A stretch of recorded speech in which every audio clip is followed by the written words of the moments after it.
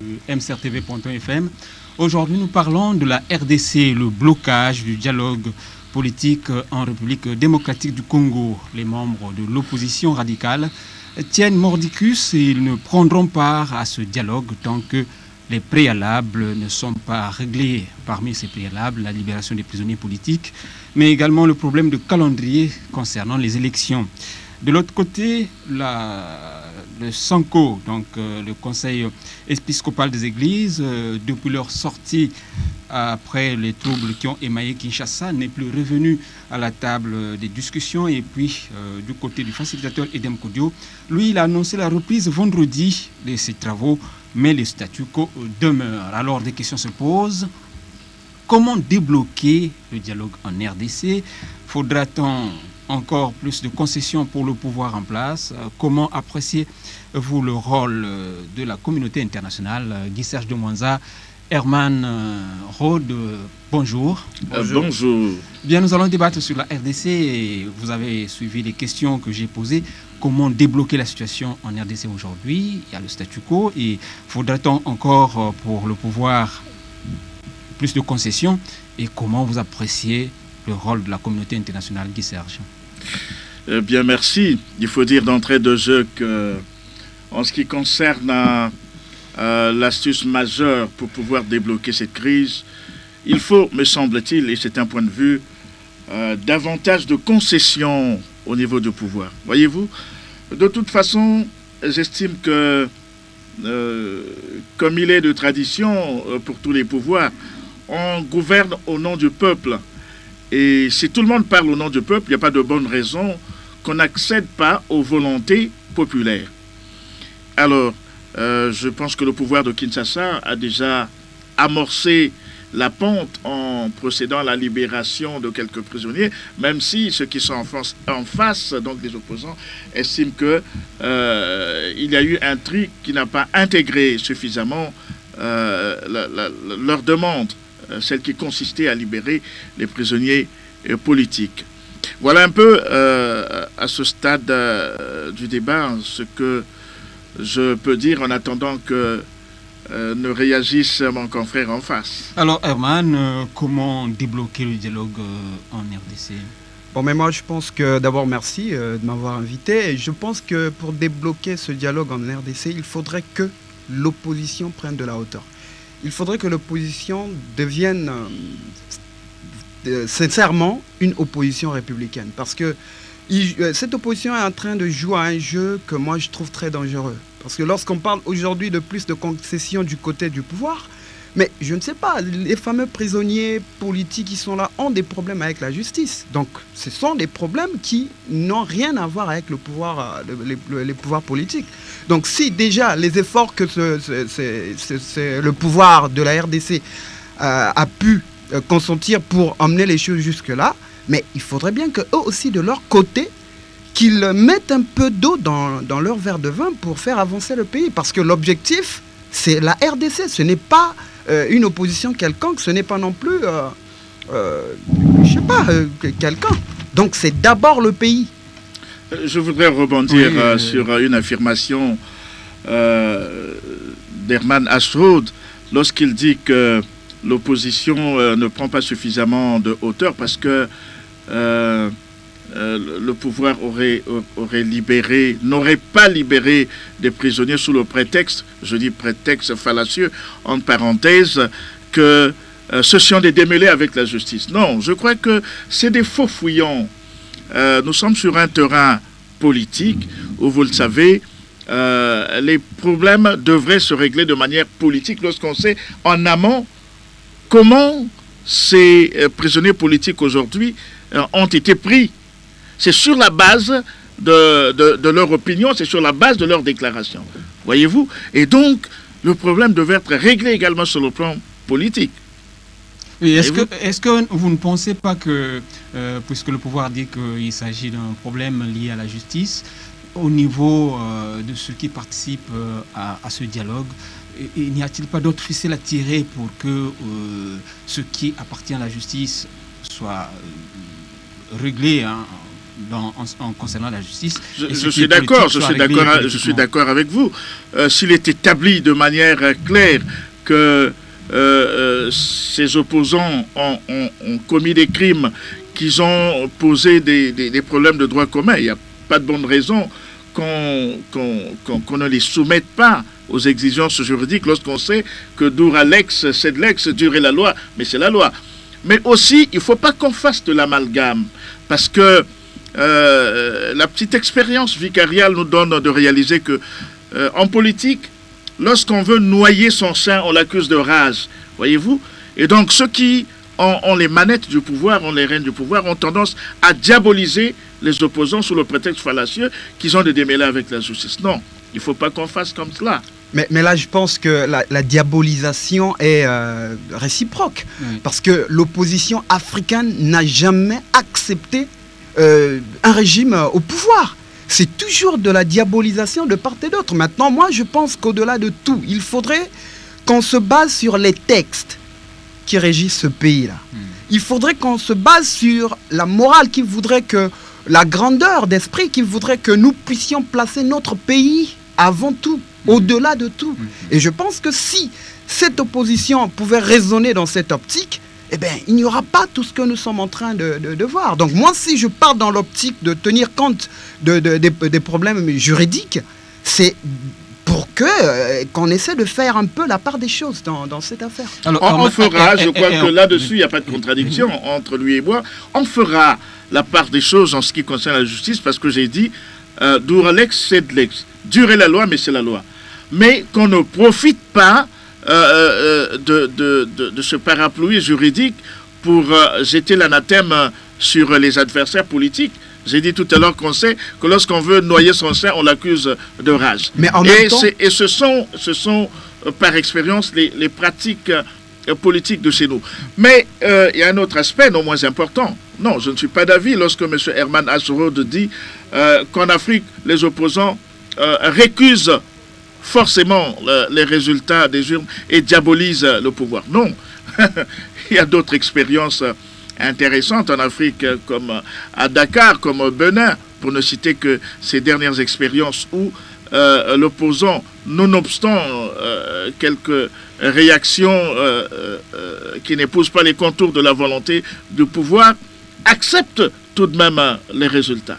Je pense plutôt qu'il faut, en ce qui concerne la sous-région Afrique centrale, il y a un effort à faire dans, l'observation des normes.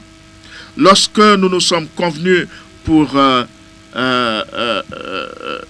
des normes, il faut que tout le monde les respecte. 2, il faut aussi, et parce que la démocratie est une culture, lorsque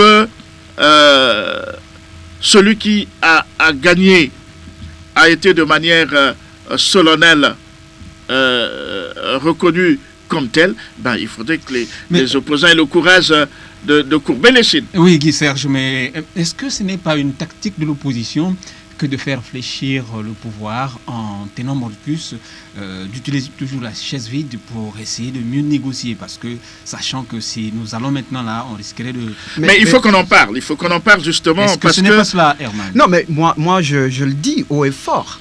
Les oppositions africaines, et quand je parle des oppositions africaines, je parle de la majorité. Effectivement, il y a quand même des exceptions que Guy Serge... Heureusement que vous le reconnaissez. Il y a des exceptions que Guy Serge venait de citer, je suis d'accord. Mais la majorité des oppositions africaines, c'est comme ça qu'elles procèdent. Ça a toujours été des oppositions manipulées. Pour quelle raison? Mais c'est pas aujourd'hui. Pour quelle raison? Voyez-vous? C'est pas aujourd'hui. Non, excuse-moi, ça ne date pas d'aujourd'hui. La RDC... Souvenons-nous, le 30 juin 1960, c'est l'indépendance. Mais après l'indépendance, qu'est-ce qui s'est passé? C'était la sécession avec le Katanga et tout ça là. Herman, je suis d'accord avec vous. Donc du coup, je suis d'accord, mais toujours ça. Il faudrait qu'on en comprenne les raisons. C'est tout facile que de constater. Il faut diable en arriver à maîtriser les raisons qui font que chaque fois on réagisse négativement. Il y a forcément des raisons. Moi je connais ces raisons-là. Vous les connaissez, on en parle justement. On va en parler. Nonobstant le fait que chez nous en Afrique, Jérémy Bakwa il y a des concepts superstitieux du genre il n'y a pas de mort sans sorcier. Lorsqu'on meurt, il y a forcément un sorcier. On en est pratiquement la même logique aujourd'hui, et j'en conviens avec lui. On ne gagne pas en Afrique sans qu'on ait mystifié les résultats et tout. De ce point de vue-là, disons que c'est une culture, et avec le temps, on va y arriver. Maintenant, là où je voudrais qu'on perce l'abcès, c'est que pour éviter des comportements truculents, pour éviter les oppositions extrêmes, il faut régler le problème en amont, c'est-à-dire les formalités de départ.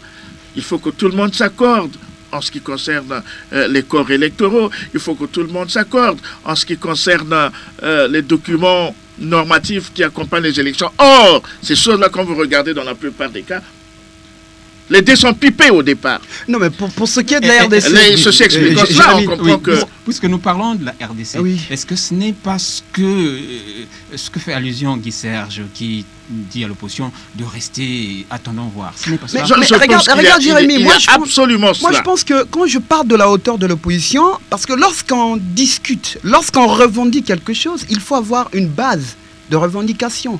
L'opposition de la RDC, jusque-là, je ne comprends pas ce qu'elle est en train de revendiquer. Parce que d'un coup, il vous dit il faut qu'on limoge le président de la CNI. De l'autre, non, Kabila ne doit pas dépasser le 20 décembre. Un autre, on ne sait pas sur quelle base. Or, le gouvernement, le pouvoir vous dit Kabila, vu qu'on ne peut pas organiser les élections dans le temps, par rapport à ce que dit la CNI, et les réalités sont là.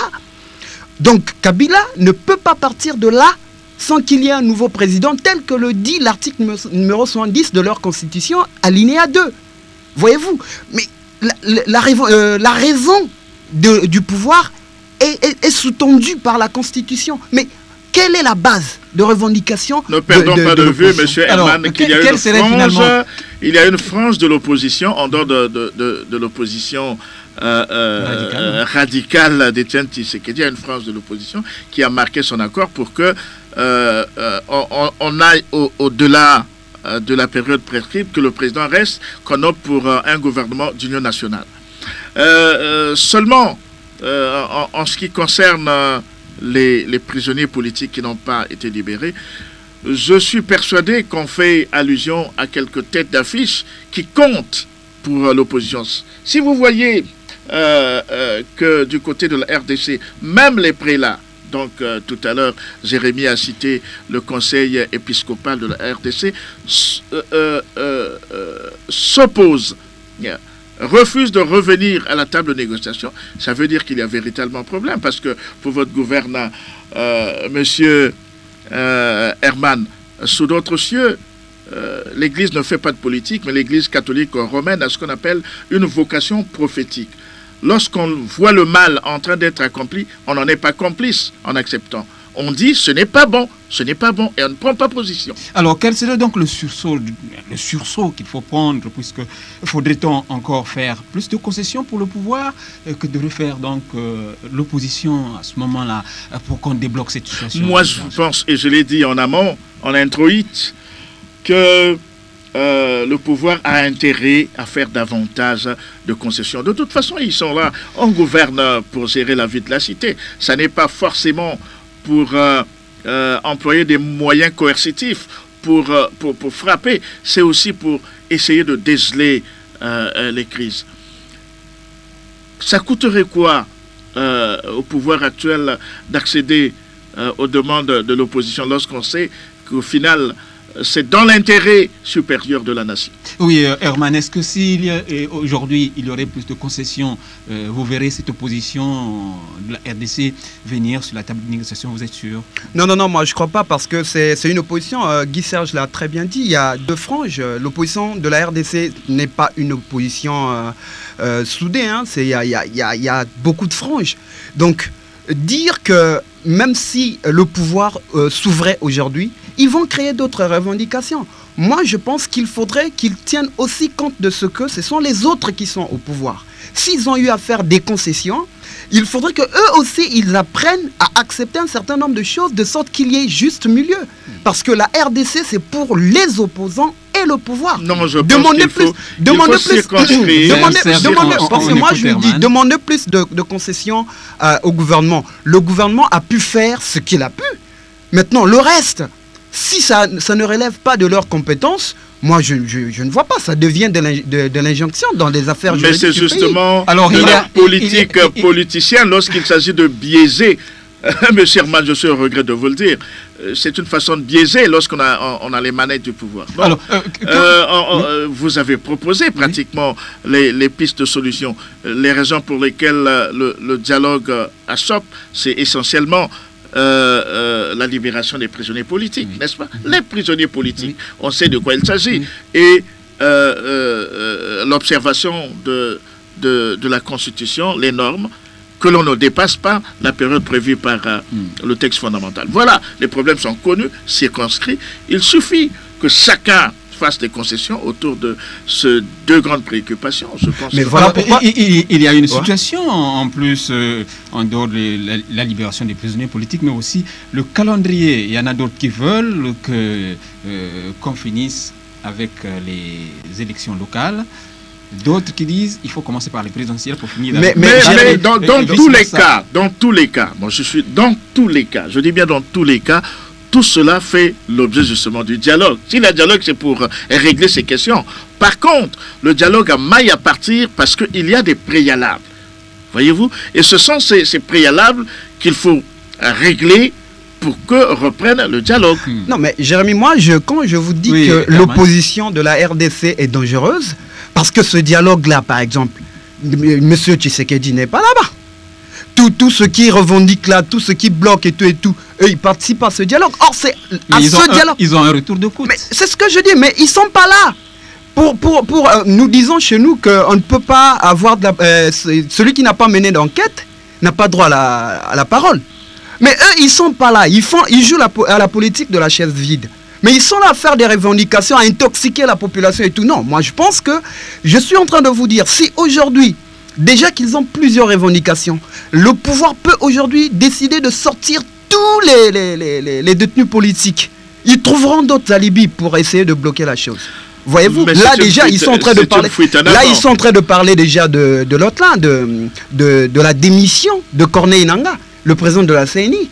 Bon, si on demande déjà la démission, c'est pour retarder encore de plus belle les élections. Donc moi, je pense que cette opposition, pour faire asseoir leur politique, qu'elle participe d'abord au dialogue.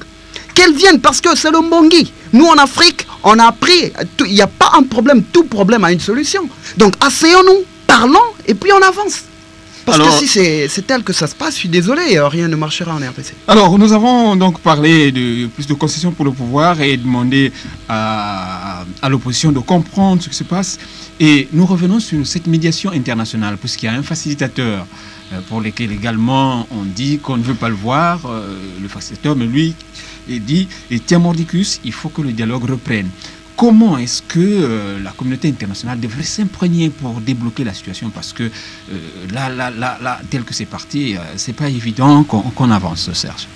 Bon, je pense que, de mon point de vue, la médiation internationale devrait, et je pense que ceci a déjà été fait, d'autant plus que le chef de l'État congolais, en ce qui le concerne, est descendu à Kinshasa, discuter avec les deux parties pour essayer de trouver un modus vivendi.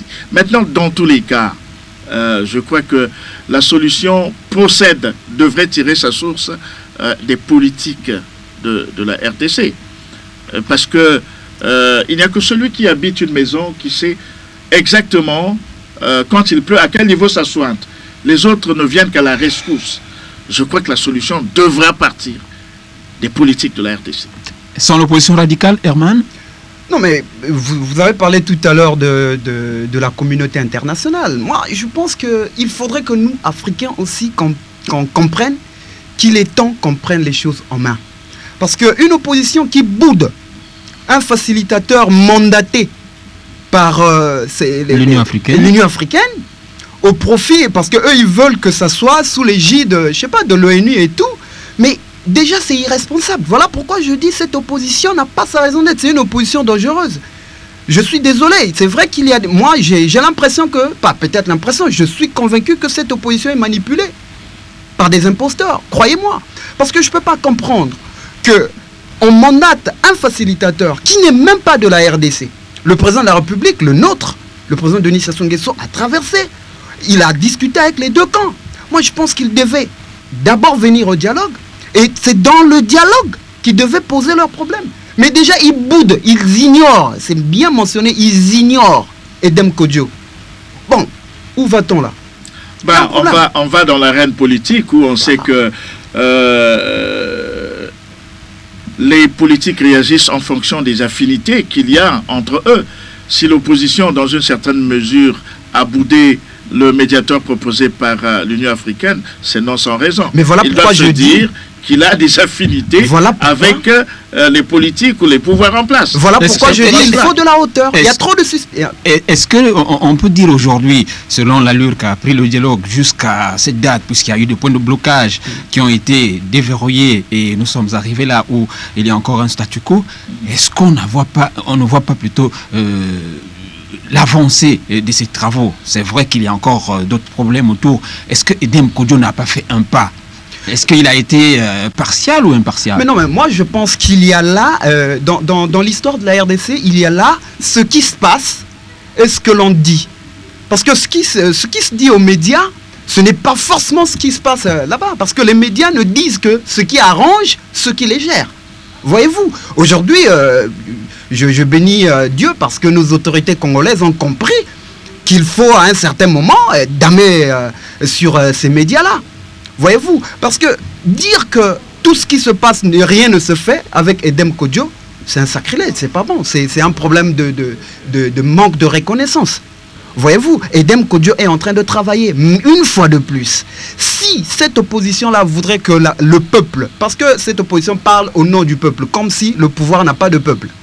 Donc si cette opposition veut agir au nom du peuple, qu'elle participe au dialogue pour qu'elle comprenne ce qui se fait, ce qui se dit, afin qu'elle ait une base sûre de discussion et puis convaincre le peuple de la RDC. Sinon, faire la politique de la chaise vide et critiquer, je trouve cela dangereux. Alors, oui, la politique de la chaise vide, on y revient tout à l'heure, mais je voudrais rectifier un aspect non moins important, la participation des médias. Non, les médias ont une vocation qu'il faut respecter, mais on sait que selon les bornes politiques ou le penchant politique, on a des journalistes qui deviennent journalistes militants, qui prennent fait et cause pour certains partis politiques. Il n'y a pas de confusion à faire, mais il y a des militants du journalisme, c'est-à-dire ceux parmi nous qui combattent pour l'existence de la corporation. Donc il ne faut pas faire de l'amalgame. De toute façon, vous dites médias étrangers parce que vous êtes sur le plan local, alors qu'on sait que d'une manière générale, la population a un penchant pour les médias étrangers parce qu'on suppose que c'est eux qui disent la vérité. C'est une parenthèse que je referme. C'est une parenthèse que je referme, mais on sait aussi comment les médias, certains médias locaux sont instrumentalisés. Bien sûr, ça on le sait. Des médias servir de fer de lance à la guerre. Je prends le cas de la radio des Mille Collines. Bien sûr, voilà. Au Rwanda. Voilà. Et donc, non, je pense que personne n'a intérêt à procéder à la politique de la chaise vide lorsqu'on sait qu'elle ne paye pas dans tous les cas. Mais aussi que lorsqu'on voit le mal en train d'être accompli, ou on participe, on devient complice, ou on se retire, que les choses se fassent telles quelles et l'histoire nous aidera à tirer les enseignements. Moi, la position, la réaction je sais pas, il y a des religieux là, de l'église, je la trouve, je peux la comprendre cette réaction parce qu'elle a participé. En participant, elle réalise que ce qui se dit ou se fait ne cadre pas avec ses aspirations. Alors, il faut faire pression, se retirer pour essayer de régler. Mais l'opposition radicale n'y est même pas. Elle n'y était pas. Elle ne fait que revendiquer, elle n'y est pas. Alors, on va où? Voyez-vous, c'est là, moi, je pense que pour que le dialogue... On pourrait rationnellement se dire qu'elle attendait que les demandes faites soient acceptées. Non, je ne pense pas, parce que ces demandes, on a vu avant le début, la fin déterminant les moyens. On a bien vu que les prélats ont lâché prise. Avant le début du dialogue, le pouvoir a fait un pas. C'est ce qui a fait qu'un certain nombre d'opposants puissent accepter... Un pas biaisé. Non, je ne pense pas que ça soit... En fait, le problème en Afrique aussi, c'est ça. C'est qu'on a trop de préjugés. Nous ne pouvons pas faire de la politique avec des suspicions, des préjugés. Non, monsieur Herman, lorsqu'on vous demande de sortir les prisonniers politiques, vous ne déshabillez pas Pierre pour aller habiller Paul. Ces prisonniers politiques, on les connaît. Non, mais attendez. Alors, faut pas faire voilà, il nous reste une minute, Serge. Le sursaut d'orgueil des opposants ou de ceux du pouvoir en RDC, comment prendre ce sursaut d'orgueil pour sortir de l'impasse? Une minute. Et également, Herman, vous aurez une minute. Alors, Serge. Bon, je pense que je l'ai dit dans mon propos liminaire. Tout le monde parle au nom du peuple, mais généralement ne fait pas ce que le peuple veut. Je pense que ce soit le pouvoir ou l'opposition, dans tous les cas, vu l'allure que prennent les choses, il vaut mieux faire des marches à reculons pour aller à l'essentiel. On ne va pas continuer à voir couler le sang du peuple pour prétendre le gouvernement. Alors, Herman? Oui, mais moi aussi j'aborde dans cette optique. Il faudrait que les politiques de la RDC comprennent que l'idéal, c'est la RDC. Que tu sois opposant, que tu sois du pouvoir, l'idéal, c'est de la RDC. Donc il faudrait que, de la même manière que l'État doit faire des concessions, l'opposition aussi se devait de faire des concessions pour mettre en exergue, sinon mettre en premier lieu l'État, hein, c'est-à-dire la nation congolaise. Il faudrait qu'on fonctionne comme ça, parce que s'il faut continuer avec cette politique de chasse-vie, de tirer, eh ben, la RDC, qui est un pays important pour l'Afrique, va connaître des situations compliquées. Voilà, donc nous disons merci à Guy Serge de Mwanza, qui est notre directeur des informations, Herman Ashrod, qui est avec nous, conseiller, mais qui revient toujours débattre avec nous. Merci pour l'apport concernant le blocage du dialogue national en RDC. Les membres de l'opposition, nous l'avons dit, radicale, tiennent mordicus. Ils ne prendront part à ce dialogue tant que les préalables ne sont pas réglés, notamment la libération des prisonniers politiques, les problèmes de calendrier des élections, mais également le conseil épiscopal des églises qui sont sortis et qui ne sont plus revenus autour de la table de négociation, alors que de son côté, le facilitateur Edem Kodio a annoncé que la reprise, c'était pour ce vendredi, mais le statu quo demeure. Merci, on était une grande équipe. Yassine Madimila du côté de la technique, Mr. Frank B, Armel Pakasunda, qui nous ont accompagnés, les héros dans l'ombre. On se retrouve le lundi, mardi pour un autre débat, mais cette fois-ci en Kituba. Kituba. Merci beaucoup, à la prochaine.